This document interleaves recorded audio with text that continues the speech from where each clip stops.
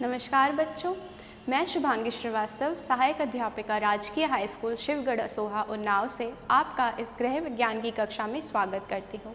बच्चों, आज हम कक्षा 9 के विषय गृह विज्ञान के अध्याय वायु, शुद्धता, महत्व व संवातन के बारे में चर्चा करेंगे। आइए जानते हैं कि इस पाठ में हम क्या क्या सीखेंगे। इस पाठ में हम वायु के बारे में जानेंगे, शुद्ध वायु का संगठन देखेंगे, शुद्ध वायु का महत्व समझेंगे, वायु की अशुद्धियों के बारे में जानेंगे, अशुद्ध वायु के हानिकारक प्रभाव देखेंगे, वायु का शुद्धिकरण किस प्रकार होता है यह समझेंगे, संवातन व संवातन के साधनों के बारे में चर्चा करेंगे। आइए सबसे पहले वायु को समझते हैं। वायु बच्चों लगभग हर जगह है। मानव जीवन के लिए वायु अत्यंत आवश्यक है। वह मंडल जहाँ विशेष प्रकार से सिर्फ वायु हो उसे वायुमंडल कहा जाता है। सजीवों के अलग अलग वर्ग जैसे वृक्ष और मनुष्य वायु के अलग अलग घटकों पर आश्रित हैं। जैसे कि मनुष्य आश्रित है ऑक्सीजन पर, उसी प्रकार से वृक्ष आश्रित है कार्बन डाइऑक्साइड पर। बच्चों, वायु का बहुत महत्व है हमारे जीवन में। यूँ तो भोजन और जल का भी हमारे जीवन में बहुत महत्व है, परंतु उसके बिना हम कुछ दिन तक रह सकते हैं, परंतु वायु के बिना कुछ क्षण भी रहना असंभव है। रक्त का शुद्ध होना, भोजन का पाचन, पाचक रसों का बनना, अपशिष्ट पदार्थों का शरीर से बाहर निकलना, इन सभी के लिए शुद्ध वायु की आवश्यकता पड़ती है। इसीलिए शुद्ध वायु का महत्व अत्यंत माना जाता है। अब बच्चों, वायु का संगठन देखते हैं। वायु कई गैसों से मिलकर बनी होती है या एक गैसों का मिश्रण होती है। अलग अलग गैसें वायु में एक ही साथ उपस्थित होती हैं। इसमें मुख्य होती है ऑक्सीजन व नाइट्रोजन। इसके अलावा वायु में कार्बन डाइऑक्साइड, जल वाष्प, सूक्ष्म मात्राओं में argon, krypton, neon, xenon, ozone आदि भी पाई जाती हैं। बच्चों, इसके अलावा फैक्ट्रियों व मिल में से निकले धुएं व धूल के कण भी शामिल हो जाते हैं, जिसके कारण वायु प्रदूषित हो जाती है। आइए अब इस चित्र से समझते हैं कि वायु का संगठन क्या है। यह बड़ा हिस्सा होता है नाइट्रोजन का, जो कि 78.08% होता है। यह हिस्सा है ऑक्सीजन का, जो कि 20.95 होता है। यह छोटे हिस्से हैं कार्बन डाइऑक्साइड, हाइड्रोजन व ओजोन के। आइए अब ऑक्सीजन को विस्तार से समझते हैं। बच्चों, ऑक्सीजन एक प्राणदायिनी गैस है। इसका सिंबल है O2। ऑक्सीजन वायुमंडल की दूसरी सबसे बड़ी गैस है। वह विश्व के सभी प्राणियों के लिए आवश्यक है। यह गैस रंगहीन, स्वादहीन व अत्यधिक तीखी होती है। यह जैविक स्रोतों से बनती है। यह गैस ज्वलनशील होती है। जब कोई वस्तु ऑक्सीजन के साथ जलती है तो उसे ज्वलन क्रिया कहते हैं। इससे ऊर्जा और कार्बन डाइऑक्साइड गैस उत्पन्न होती है। सांस के साथ जब हम वायु फेफड़ों में जाती है तो वहाँ की उत्पन्न कार्बन के साथ मिलकर यह कार्बन डाइऑक्साइड गैस का निर्माण करती है। बच्चों, यह ऑक्सीजन का चक्र है। वायुमंडलीय ऑक्सीजन को हम श्वसन क्रिया द्वारा ग्रहण करते हैं, जो कि ग्लूकोज व के साथ मिलकर कार्बन डाइऑक्साइड, जल व ऊर्जा का निर्माण करती है। इसके बाद यह कार्बन डाइऑक्साइड व जल पेड़ों में प्रकाश संश्लेषण की क्रिया करते हैं। वह क्रिया कार्बन डाइऑक्साइड, जल व क्लोरोफिल के माध्यम से होती है, जिसमें ऑक्सीजन का निर्माण होता है और यही ऑक्सीजन मानव ग्रहण करता है। इसी प्रकार यह चक्र निरंतर चलता रहता है। आइए अब नाइट्रोजन को समझते हैं। नाइट्रोजन जैविक रूप से निष्क्रिय और एक भारी प्रवृत्ति की गैस होती है। यह वायुमंडल की सबसे बड़ी गैस है और कुल वायुमंडल का 78.08% भाग में स्थित होती है। बच्चों, यह गैस स्वादहीन, रंगहीन व गंधहीन होती है। ऑक्सीजन गैस की तीव्रता को कम करना इस गैस का महत्वपूर्ण गुण है। नाइट्रोजन गैस ऑक्सीजन गैस की तीव्रता को कम कर इस योग्य बनाती है कि मानव इसे ग्रहण कर सके। यदि वायुमंडल में नाइट्रोजन गैस की प्रतिशत कम हो तो यही ऑक्सीजन प्राणदायिनी के बजाय प्राणघातिनी हो जाती। जब कुछ पेड़ पौधे भी नाइट्रोजन गैस ग्रहण करते हैं, इनमें यह प्रोटीन के रूप में बदल जाती है। बच्चों, प्रोटीन हमारे एक महत्वपूर्ण पोषक तत्व है। नाइट्रोजन गैस ऑक्सीजन गैस के साथ मिलकर नाइट्रिक एसिड का निर्माण करती है। इस प्रकार नाइट्रोजन गैस मानव शरीर तथा वनस्पति रचना दोनों के लिए अत्यधिक आवश्यक है। विभिन्न रासायनिक उपयोगों में भी नाइट्रोजन गैस लाभदायक होती है। बच्चों, अब कार्बन डाइऑक्साइड के बारे में जानते हैं। कार्बन डाइऑक्साइड वायुमंडल का 0.003 भाग में स्थित होती है। कार्बन डाइऑक्साइड श्वसन क्रिया व ज्वलन क्रिया के फलस्वरूप उत्पन्न होती है। बच्चों, श्वसन क्रिया में हम उच्छ्वासन की प्रक्रिया में हम अपने शरीर की गंदी वायु को बाहर निकालते हैं, जो कि कार्बन डाइऑक्साइड होती है, और इसी प्रकार यह वायुमंडल में कार्बन डाइऑक्साइड मिल जाती है। ज्वलन क्रिया में बच्चों, कोई भी वस्तु यदि जलती है तो वह उससे कार्बन डाइऑक्साइड गैस उत्पन्न होती है, जिससे वायुमंडल में कार्बन डाइऑक्साइड की मात्रा बढ़ जाती है। बच्चों, यह शुद्ध रूप में बहुत हानिकारक होती है। गाँव की अपेक्षा शहरों में कार्बन डाइऑक्साइड की मात्रा अधिक पाई जाती है। इसके बाद हम यहाँ देख सकते हैं कार्बन डाइऑक्साइड चक्र। पेड़ पौधे कार्बन डाइऑक्साइड को ग्रहण कर कर इससे कार्बोहाइड्रेट बनाते हैं, जो कार्बोहाइड्रेट मनुष्य को ऊर्जा प्रदान करता है। यह प्रकृति का बहुत ही अच्छा नियम होता है बच्चों, जिससे वायुमंडल की कार्बन डाइऑक्साइड पेड़ पौधे ग्रहण कर कर उससे ऑक्सीजन का निर्माण करते हैं और वह ऑक्सीजन मनुष्य ग्रहण करता है। इसी से वायुमंडल में कार्बन डाइऑक्साइड और ऑक्सीजन का चक्र निरंतर चलता रहता है और इसकी मात्रा भी निरंतर बनी रहती है। इसके बाद बच्चों हाइड्रोजन देखते हैं। हाइड्रोजन संपूर्ण वायुमंडल के कुल 0.01 भाग में स्थित होता है। यह बहुत ही कम होता है, लेकिन यह जैविक और प्रकाश रासायनिक रूप से उत्सर्जित किया जाता है। हाइड्रोजन गैस हल्की होती है और हानिकारक होती है। इसके अलावा और भी गैस हानिकारक होती है बच्चों, जो वायुमंडल में मिली रहती हैं। यह है मोनोऑक्साइड, सल्फर डाइऑक्साइड, अमोनिया। जो ये तीनों गैसें बच्चों मानव जीवन के लिए बहुत हानिकारक होती हैं। इसके बाद बच्चों ओजोन के बारे में देखते हैं। वायुमंडल का ओजोन एक छोटा लेकिन महत्वपूर्ण भाग होता है। ओजोन गैस ऑक्सीजन का ही एक रूपांतर है, जिसे हम O3 के नाम से जानते हैं। यह गंधयुक्त गैस है जो कि स्वास्थ्य के लिए लाभदायक होती है। बच्चों, टीबी आदि के रोग के उपचार के लिए हम ओजोन गैस का उपयोग करते हैं। यह गैस अपेक्षाकृत भारी होती है। यह 20 से 35 किलोमीटर की ऊंचाई पर स्थित होती है और धरती पर आ रही पराबैंगनी किरणों को रोकती है। यहाँ बच्चों हम ये सफ़ेद परत ओजोन की देख सकते हैं, जो कि सूर्य से आ रही यूवी रेज यानी पराबैंगनी किरणों को धरती पर आने से रोकती है। बच्चों, इस परत में अब छोटे छोटे छिद्र होने लगे हैं, जिसके कारण सूर्य से आ रही पराबैंगनी किरणें धरती तक पहुंच जाती हैं, जिससे कि धरती का तापमान बढ़ता जा रहा है और इसे हम ग्लोबल वार्मिंग के नाम से जानते होंगे। अब बच्चों जलवाष्प को देखते हैं। बच्चों, वायुमंडल में तापमान के अनुसार जलवाष्प के कण भी पाए जाते हैं। सर्दी की अपेक्षा गर्मियों में जलवाष्प के कण कम पाए जाते हैं। बरसात में यानी बारिश के मौसम में जलवाष्प के कण अत्यधिक होते हैं, जिससे हमें कपड़े सुखाने आदि में कठिनाई होती है। जलवाष्प युक्त वायु में रोगाणु भी उपस्थित होते हैं। अब बच्चों देखते हैं यहाँ तक हमने कितना सीखा। वायु यौगिक है या मिश्रण? तो बच्चों इसका उत्तर होगा वायु मिश्रण है, क्योंकि वायु कई अन्य गैसों से मिलकर बनी है। नाइट्रोजन गैस वायु में कितने प्रतिशत होती है? बच्चों, अभी बताया गया आपको कि नाइट्रोजन गैस वायु में 78.08% होती है। आपके विचार में सबसे महत्वपूर्ण गैस कौन सी होती है? बच्चों, हमारे विचार में सबसे महत्वपूर्ण गैस होती है ऑक्सीजन, जो कि जीवनदायिनी है। ओजोन परत का क्या कार्य है? तो बच्चों, ओजोन परत का कार्य है सूर्य से आ रही पराबैंगनी किरणों को धरती पर आने से रोकना। अब आगे बढ़ते हैं। बच्चों, वायु का हमारे जीवन में बहुत अत्यधिक महत्व है। आइए हम जानते हैं कि मनुष्य के शरीर के लिए इसके कौन से कार्य होते हैं। यह मुख्यतः 2 प्रकार के होते हैं। पहला होता है श्वसन के लिए ऑक्सीजन प्रदान करना, दूसरा होता है शरीर के ताप को ऑक्सीजन क्रिया द्वारा नियंत्रित करना। आइए श्वसन क्रिया के बारे में समझते हैं। बच्चों, श्वसन क्रिया सांस लेने की क्रिया है। यह 2 क्रियाओं के साथ चलती है। पहली होती है उच्छ्वासन, दूसरी होती है निश्वासन। बच्चों, निश्वासन प्रक्रिया को हम इन्हेलेशन कहते हैं, जिसमें हम वायुमंडल की ऑक्सीजन को ग्रहण करते हैं, और उच्छ्वासन की प्रक्रिया में हम शरीर की दूषित वायु को शरीर से बाहर निकालते हैं, जिसे हम इंग्लिश में एक्सेलेशन भी कहते हैं।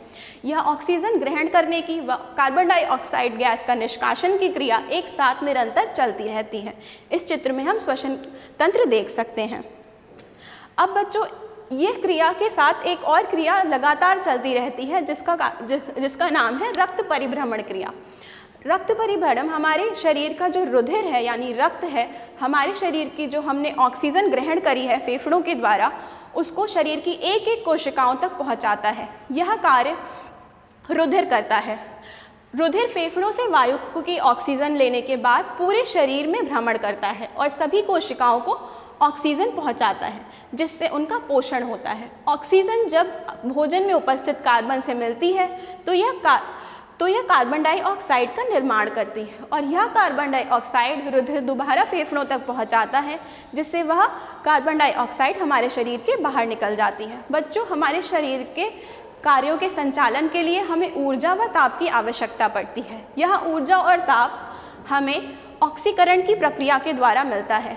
रुधिर जब ऑक्सीजन हमारी कोशिकाओं तक पहुंचाता है तो उनमें अभिक्रिया होने के बाद वह ऑक्सीकरण की क्रिया होती है, जिससे हमें ऊर्जा व ताप मिलता है। बच्चों, परिभ्रमण और श्वसन कार्य एक साथ निरंतर गति से चलता रहता है। अगर इसमें एक भी कार्य ना हो तो मनुष्य की मृत्यु हो सकती है। आइए जानते हैं शरीर के ताप का नियंत्रण वायु किस प्रकार करती है। हमारे शरीर का सामान्य ताप होता है बच्चों 98.4 डिग्री फ़ारेनहाइट। वातावरण में अधिक गर्मी या सर्दी होने पर हमारे शरीर का तापमान कुछ कम ज़्यादा हो जाता है। हम अलग अलग तरीक़ों से शरीर का तापमान नियंत्रित कर पाते हैं। पहला है श्वसन द्वारा, दूसरा है पसीने के वाष्पीकरण द्वारा, तीसरा है वायु के संपर्क द्वारा। आइए विस्तार से समझते हैं। पहला, श्वसन क्रिया द्वारा। बच्चों, अभी हमने जाना कि उच्छ्वासन की क्रिया द्वारा हमारे शरीर की दूषित वायु कार्बन डाइऑक्साइड के रूप में हमारे शरीर से बाहर निकलती है। जो वायु हम ग्रहण करते हैं उसका तापमान हमारी बाहर निकाली हुई वायु से कम रहता है। हमारे शरीर का अत्यधिक ताप हमारे रुधिर के साथ हमारे रुधिर उसमें से कुछ ऊष्मा लेकर बाहर निकालती है, जिससे हमारे शरीर का ताप कुछ कम हो जाता है। अब पसीने के वाष्पीकरण द्वारा। बच्चों, त्वचा का पसीना वायु के संपर्क में आने से वाष्प बनकर उड़ जाता है, जिससे हमारे शरीर का अत्यधिक ताप हमारे शरीर से कम हो जाता है और हमें ठंडक की अनुभूति होती है। बच्चों, वायु के संपर्क द्वारा कैसे होता है? जब शरीर से कम ताप की वायु हमारे शरीर को स्पर्श करती है, वह हमारे शरीर का अत्यधिक ताप अपने साथ बहाकर ले जाती है। इससे हमारे शरीर का तापमान कुछ कम हो जाता है और हमें ठंड की अनुभूति होती है। अब इसके अलावा और कौन से उपयोग हैं शुद्ध वायु के? बच्चों, सभी जीवित कोशिकाओं के उच्छिष्ट उत्पाद यानी वेस्ट प्रोडक्ट के रूप में कार्बन डाइऑक्साइड उत्पन्न करती हैं, जो कि हमारे आहार में कार्बन रहता है, वह ऑक्सीजन की सहायता से ऑक्सीकृत होकर कार्बन डाइऑक्साइड बनता है और इस क्रिया में हमें ऊष्मा और ऊर्जा प्राप्त होती है। इसके लिए हमारे शुद्ध वायु का ग्रहण करना अत्यंत आवश्यक है। शरीर में भोजन का पचना, रसों का बनना, रक्त का शुद्धिकरण होना, इन सभी कार्यों के लिए हमें शुद्ध वायु की आवश्यकता होती है। इसके अलावा पेड़ पौधों के जीवन के लिए और आग जलने के लिए भी ऑक्सीजन की आवश्यकता होती है। जैसा कि पहले बताया बच्चों कि ऑक्सीजन के बिना कोई भी वस्तु जलाना संभव नहीं है। आइए अब वायु की अशुद्धियों के बारे में जानते हैं कि वायु किस प्रकार अशुद्ध होती है। बच्चों, पहला देखते हैं श्वसन क्रिया के द्वारा। हम निश्वासन क्रिया में जो शरीर की दूषित वायु यानी कार्बन डाइऑक्साइड वायुमंडल में छोड़ते हैं, जिससे कि वायुमंडल में कार्बन डाइऑक्साइड की मात्रा बढ़ जाती है और वायु अशुद्ध हो जाती है। अगला है बच्चों आग जलने से। बच्चों, जलने की क्रिया में उस स्थान की ऑक्सीजन जलकर उस स्थान पर कार्बन डाइऑक्साइड गैस बन जाती है, जो कि वायु को अशुद्ध कर देती है। उसके बाद है पदार्थों के सड़ने से। बच्चों, विभिन्न खाद्य पदार्थों के सड़ने से व सड़े गले कूड़े करकट, मृत जीवों की लाशों से अलग अलग दुर्गंध निकलती है, जो कि वायुमंडल में प्रदूषण का कारण होती हैं। कार्बन डाइऑक्साइड, अमोनिया तथा हाइड्रोजन सल्फाइड जैसी विषैली गैसें भी उत्पन्न होती हैं, जो कि वायु को प्रदूषित करती हैं। इसके बाद बच्चों धूल के कणों से। मकान की सफाई व भवन निर्माण के समय वायुमंडल में अत्यधिक धूल के कण उपस्थित हो जाते हैं। आपने महसूस किया होगा कि वहाँ की वायु में अत्यधिक खुश्क हो जाती है और धूल के कण अत्यधिक हो जाते हैं, जिसके कारण वायु अशुद्ध हो जाती है। अगला है बच्चों रोगों के जीवाणु से। रोगी व्यक्ति के सांस लेने से उसके मलमूत्र, कफ आदि का अगर उचित प्रकार से निष्कासन नहीं किया जाता तो उसके रोगाणु वायुमंडल में घूमने लगते हैं, और अगर स्वस्थ व्यक्ति उसी वायुमंडल में अगर सांस लेगा तो वह कीटाणु उसमें भी आ जाते हैं और वह स्वस्थ व्यक्ति भी बीमार हो जाता है। रेडियो एक्टिव पदार्थों की अभिक्रिया द्वारा, रेडियो एक्टिव गैस की अभिक्रिया के द्वारा भी कुछ पदार्थ ऐसे निकलते हैं जो कि वायु को गंभीर रूप से दूषित कर देते हैं। इसके बाद बच्चों देखते हैं अशुद्ध वायु के हानिकारक प्रभाव। जैसा कि हमने जाना कि शुद्ध वायु हमारे लिए अत्यंत आवश्यक है, उसी प्रकार अगर अशुद्ध वायु में व्यक्ति ज़्यादा दिन तक सांस लेगा तो वह व्यक्ति बीमार हो जाता है, उसे गंभीर प्रकार की बीमारियां हो सकती हैं। कुछ बीमारियां हैं जी घबराना, चक्कर आना, मूर्छित हो जाना।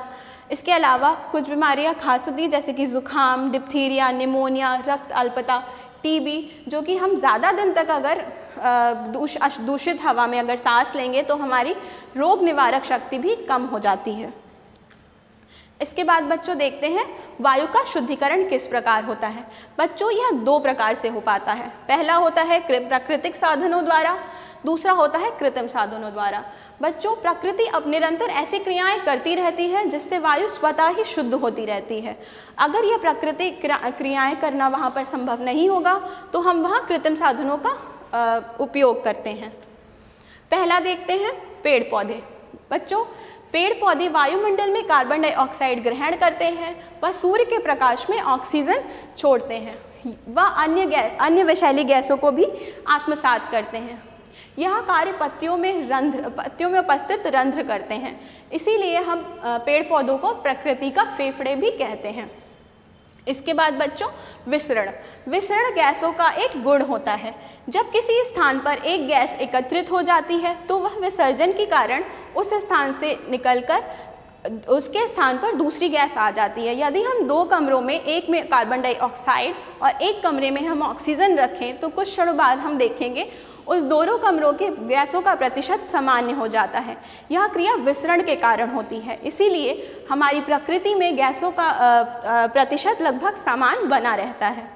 अगला है बच्चों सूर्य के प्रकाश के द्वारा। आपने देखा होगा सूर्य के प्रकाश में प्रचंड गर्मी होती है। वायुमंडल की अशुद्धियाँ सूर्य के प्रताप के द्वारा नष्ट हो जाती हैं। सूर्य के ताप में इतनी गर्मी होती है कि सबल से सबल कीटाणु इससे नष्ट हो जाता है। इसलिए मकानों में ऐसी व्यवस्था की जाती है कि सूर्य का प्रकाश और शुद्ध वायु निरंतर आया जाया करे। इसके बाद अन्य कौन सी क्रियाएं होती हैं? आंधियों में बच्चों आपने देखा होगा कि तेज गति से हवा चलती है जो कि अपने साथ धूल, गंदगी आदि उड़ाकर ले जाती है, जिससे वायु शुद्ध हो जाती है, वह धूल आदि बैठ जाती है। अगला है बच्चों वर्षा वायुमंडल में उपस्थित अशुद्धियों को सोख लेती है।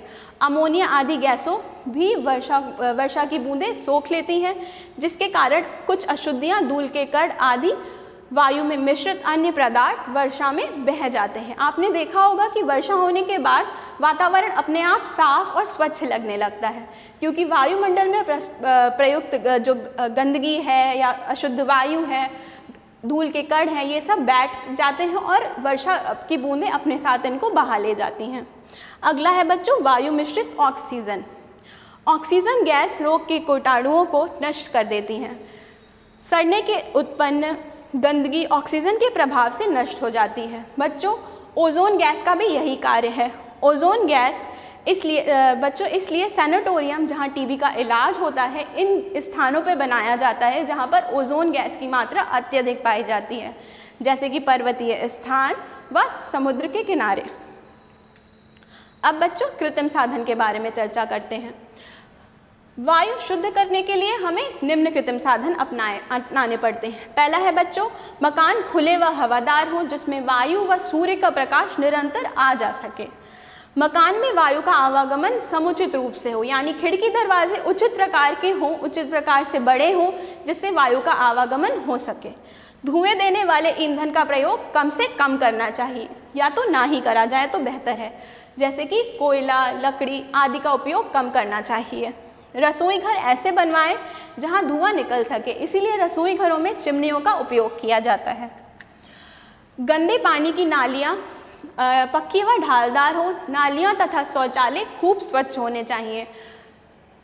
घर के आसपास हरियाली का प्रबंध होना चाहिए जिससे वायु शुद्ध बनी रहती है। बच्चों, हरियाली से यानी पेड़ पौधों से कार्बन डाइऑक्साइड गैस वह पेड़ पौधे सोख लेते हैं, जिसके कारण ऑक्सीजन की मात्रा वायु में बढ़ जाती है और वायु शुद्ध रहती है। जानवरों के रहने का स्थान मनुष्य के रहने के स्थान से दूर रहना चाहिए, इससे उनके मलमूत्र के गैसें वायु में अशुद्धता नहीं फैलाती हैं। बच्चों, मलमूत्र से अमोनिया आदि गैस निकलती है जिससे कि वायु अशुद्ध हो जाती है। इसीलिए जानवरों को उस स्थान पर नहीं रखना चाहिए जिस स्थान पर आप रह रहे हो। आपके घर से थोड़ा सा दूर जानवरों को रहने का स्थान बनाना चाहिए। बस्ती के पास फैक्ट्रियां खुलने की अनुमति नहीं देनी चाहिए। बच्चों, इसीलिए जो इंडस्ट्रियल एरिया होता है उसको हम शहरों से थोड़ा अलग बनवाते हैं ताकि उनसे निकले हुए फैक्ट्रियों आदि से निकले हुए धुएँ आदि प्रकृति में यानी जहाँ आप रह रहे हैं वहाँ पर मिले ना और शुद्ध वायु बनी रहे। इसके बाद चिमनियाँ काफ़ी ऊंची होनी चाहिए जिससे उससे निकलने वाला धुआं व्यक्ति को हानि ना पहुंचा पाए। एक फसल काटने के बाद वह दूसरी फसल बोने के मध्य उसके नीचे डंठल जलाए नहीं चाहिए जिससे कि कार्बन डाइऑक्साइड गैस अत्यधिक उत्पन्न ना हो। पुताई कराने से तथा गंदे स्थानों पर कीटनाशक छुड़वाने से भी वायु शुद्ध बनी रहती है। इससे बच्चों सैनिटाइजेशन की क्रिया होती है जिससे कि रोगाणु मर जाते हैं और वायु शुद्ध रहती है। अब देखते हैं हमने अभी तक कितना सीखा। पदार्थ के जलने से कौन सी गैस उत्पन्न होती है? तो पदार्थ के जलने से बच्चों कार्बन डाइऑक्साइड गैस उत्पन्न होती है। श्वसन क्रिया क्या है? बच्चों, श्वसन क्रिया निश्वासन व उच्छ्वासन की प्रक्रिया है जिसमें हम ऑक्सीजन को ग्रहण करते हैं व शरीर की दूषित वायु यानी कार्बन डाइऑक्साइड गैस को निष्कासन करते हैं। सूर्य का प्रकाश वायु की किस प्रकार अशुद्ध करता है? बच्चों, सूर्य का प्रकाश में इतनी गर्मी होती है कि सबल से सबल कीटाणु उससे नष्ट हो जाते हैं। अब बच्चों संवातन देखते हैं। शुद्ध वायु कमरे में के अंदर आए तथा अशुद्ध वायु कमरे से बाहर निकले, यही संवातन है। इस प्रकार संवातन एक ऐसी व्यवस्था है जिससे अशुद्ध वायु कमरे के बाहर निकल सके व शुद्ध वायु कमरे के अंदर बने रहे। बच्चों, संवातन एक ऐसी प्रक्रिया है जो कि निरंतर चलनी रहनी चाहिए वायु को शुद्ध रखने के लिए। कमरे के अंदर संवातन की व्यवस्था बहुत अनिवार्य होती है जिससे कमरे की अशुद्ध वायु कमरे के बाहर निकल सके व शुद्ध वायु कमरे में प्रवेश करे। इसी कारण हम कमरे में खिड़कियां, दरवाजे, रोशनदानों का प्रयोग करते हैं। अब बच्चों देखते हैं संवातन आवश्यक क्यों है। बाहर से शुद्ध वायु कमरे के अंदर आए, कमरे के अंदर निर्धारित तापमान पर वायु बनी रहे, कमरे की वायु में गतिशीलता बनी रहे, कमरे की अशुद्ध वायु बाहर निकल सके। बच्चों, यह किस सिद्धांत पर कार्य करती है? आइए देखते हैं। बच्चों, ये जो विसरण का गुण होता है वायु में, इसके कारण वायु फैलती है। यह अशुद्ध वायु फैल कर गर्म होती है व कमरे के ऊपर पहुंच जाती है जिससे कि रोशनदान से यह बाहर निकल जाती है और कमरे के अंदर दरवाजे व खिड़कियों से शुद्ध वायु प्रवेश करती रहती है। इसका मुख्य सिद्धांत, इसी सिद्धांत पर कमरों में और मकानों में रोशनदानों व खिड़कियों का प्रयोग होता है। बच्चों, एक व्यक्ति को प्रति घंटे 81 घन मीटर वायु की आवश्यकता होती है। आइए संवातन के साधन जानते हैं। यह दो प्रकार के होते हैं। पहला है प्राकृतिक संवातन, दूसरा है कृत्रिम संवातन। आइए प्राकृतिक संवातन जानते हैं। पहला है विसरण, दूसरा वायु क्रिया, तीसरा है संवाहन धाराएं। विसरण बच्चों वायु का एक गुण होता है जिसमें कि वायु फैलती है और एक स्थान पर ना रहकर दूसरे स्थान पर चली जाती है जिससे कि वायु का प्रतिशत सामान्य बना रहता है, जो कि हमने आगे भी विस्तार में पढ़ा था। वायु क्रिया, वायु तेज गति से जब बहती है तो अपने साथ अशुद्धियाँ को बहा ले जाती है जिससे वायु स्वतः ही शुद्ध होती रहती है। अगला है बच्चों संवाहन धाराएं। संवाहन धाराएं यानी दो धाराएं होती हैं, गर्म वायु की व शुद्ध वायु की। गर्म वायु की धाराएं गर्म होकर ऊपर उठती हैं जो कि रोशनदानों से कमरे से बाहर निकल जाती हैं। वह शुद्ध वायु ठंडी होती है जिसके कारण वह नीचे रहती है और कमरे में खिड़की व दरवाजे से प्रवेश करती रहती है। इसी कारण कमरे में संवातन की क्रिया चलती रहती है। अब बच्चों संवातन के लिए प्राकृतिक व्यवस्था देखते हैं। खिड़कियां और दरवाजे, वायु हेतु उचित प्रवेश, पर्याप्त स्थान, नियोजित निर्माण, चिमनियां व पारगामी संचालन। आइए विस्तार से जानते हैं। खिड़कियां और दरवाजे, बच्चों कमरे में खिड़कियां और दरवाजे अत्यंत आवश्यक हैं। खिड़कियों और दरवाजों से धूप के साथ साथ हमारे कमरे में शुद्ध वायु का आवागमन भी बना रहता है। अगला है रोशनदान व चिमनियाँ। बच्चों, रोशनदान यूजुअली कमरे के ऊपर होते हैं और चिमनियों से गर्म वायु निकलकर कमरे के बाहर निकल जाती है। चिमनियों का प्रयोग हम फैक्ट्रियों आदि में करते हैं, जिससे कि गर्म हवा ऊपर उठकर बाहर निकल जाती है। उसके बाद है पर्याप्त स्थान। घरों में पर्याप्त स्थान होना आवश्यक है, जिससे कि वायु का आवागमन बना रहे। अगला है पारगामी संचालन। बच्चों, पारगामी संचालन होता है क्रॉस वेंटिलेशन, जिससे कि आमने सामने अगर खिड़कियां दरवाजे हैं तो शुद्ध वायु का आवागमन बना रहता है।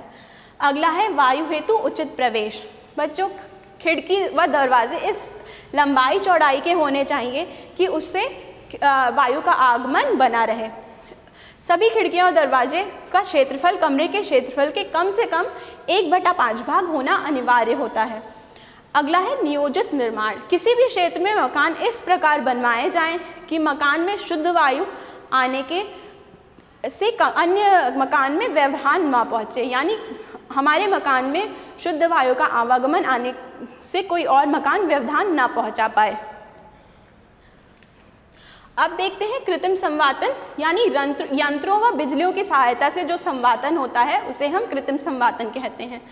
इसमें कई प्रकार होते हैं। पहला है बच्चों निर्वात व्यवस्था। निर्वातक पंखों को हम इससे समझ सकते हैं। निर्वातक पंखे बच्चों आम बिजली के पंखे होते हैं, जिसमें कि जो कि इस प्रकार क्रिया करते हैं कि कमरे की जो दूषित वायु है उसको कमरे से बाहर निकालते हैं और शुद्ध हवा को खींचकर कमरे के अंदर लाते हैं। इसके बाद है बच्चों प्लेनम व्यवस्था। प्लेनम व्यवस्था यानी बिजली के साधारण पंखे। बिजली के साधारण पंखे भी उसी प्रकार ही कार्य करते हैं। अगला है बच्चों मिश्रित व्यवस्था। इसमें हम निर्वातक पंखे व बिजली के साधारण पंखों का एक साथ इस्तेमाल करते हैं। बच्चों, ये निर्वातक पंखे जो नॉर्मल बिजली के पंखे होते हैं उससे उल्टी दिशा में कार्य करते हैं, जिसे हम आम भाषा में एग्जॉस्ट फैन के नाम से जानते हैं। यह आपने रसोई घरों में देखा होगा। ये निर्वातक पंखे क्या करते हैं कि वायु को खींचकर कमरे के बाहर लाते हैं और ये जो बिजली के साधारण पंखे होते हैं ये कमरे के अंदर की वायु को शुद्ध बनाए रखते हैं।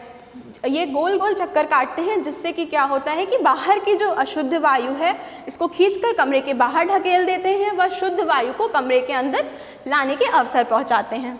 अगला है बच्चों वातानुकूलक। यह विशेष प्रकार का विद्युत चलित यंत्र होता है जो वायु को शुद्ध व शीतल बनाता है। बच्चों, यह वायु को केवल शुद्ध नहीं शीतल भी बनाने का कार्य करता है। आइए देखते हैं यह किस प्रकार कार्य करता है। इसमें 3 प्रक्रियाएं होती हैं। पहला होता है कमरे की दूषित वायु को खींचना और बाहर निकालना। बच्चों, कमरे की जो दूषित वायु होती है उसको इसके अंदर पंखे लगे होते हैं या इसको खींचकर बाहर निकालता है। उसके बाद जो बाहर से आई हुई वायु है और वो कमरे की वायु को एक उचित तापमान में शीतल बनाता है और उसमें से धूल आदि के कण छान कर अलग कर देता है। इसके बाद जो शुद्ध और शीतल वायु है उसको कमरे के अंदर भेजता है, जिससे कि कमरे का तापमान ठंडा बना रहता है। यहाँ हम निर्वातक पंखे देख सकते हैं, बिजली के पंखे देख सकते हैं और वातानुकूलक देख सकते हैं। इसके बाद बच्चों गृह कार्य देखते हैं। हमने संवातन में जाना कि संवातन क्यों उपयोगी है, शुद्ध वायु का क्या कार्य है, शुद्ध वायु हमारे लिए क्यों आवश्यक है। आइए अब हम गृह कार्य देखते हैं। वायु मानव जीवन के लिए क्यों महत्वपूर्ण है। इसमें वायु का आपको महत्व लिखना होगा मानव जीवन के लिए। इसके बाद है बच्चों श्वसन क्रिया। समझाइए, आपको अच्छे से श्वसन क्रिया समझ में आ गई होगी, इसको आपको विस्तार पूर्वक लिखना है।